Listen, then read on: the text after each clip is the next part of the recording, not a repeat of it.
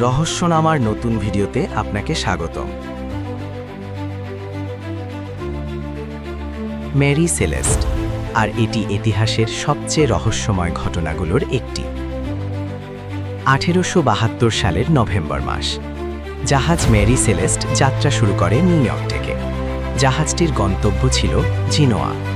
জাহাজে ছিলেন captain Benjamin Briggs, তার সাথে ছিলেন তার স্ত্রী, ছোট মেয়ে এবং 7 জন নাবিক। সব মিলিয়ে জাহাজে ছিল 10 জন মানুষ।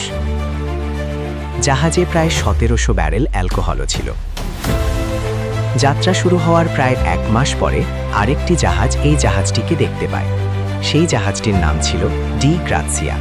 তারা দেখতে পায় মেরি সেলেস্ট সমুদ্রে ভেসে যাচ্ছে, কিন্তু জাহাজটি অদ্ভুতভাবে চলছিল। তারা কাছে গিয়ে জাহাজে উঠে দেখে জাহাজ পুরোপুরি ফাঁকা। সবচেয়ে অদ্ভুত বিষয় ছিল জাহাজে কোনো বড় ক্ষতির চিহ্ন ছিল না।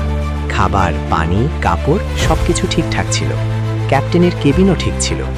এমনকি নাবিকদের অনেক জিনিসপত্র জাহাজেই ছিল। কিন্তু একটি জিনিস খেয়াল করা গেল, জাহাজের লাইফ বোটটি নেই।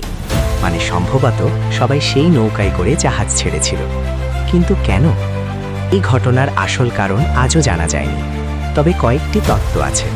জাহাজে অনেক অ্যালকোহল ছিল। কিছু ব্যারেল থেকে গ্যাস বের হতে পারে। ক্যাপ্টেন হয়তো ভেবেছিলেন যে কোনো সময় বিস্ফোরণ হতে পারে, তাই সবাই লাইফ বোটে উঠে জাহাজ ছেড়ে চলে যায়। কিন্তু পরে তারা আর জাহাজে ফিরতে পারেনি। সমুদ্রের বড় ঢেউ বা ঝড়ের কারণে ক্যাপ্টেন হয়তো মনে করেছিলেন জাহাজ ডুবে যেতে পারে, তাই তিনি সবাইকে জাহাজ ছাড়ার নির্দেশ দেন।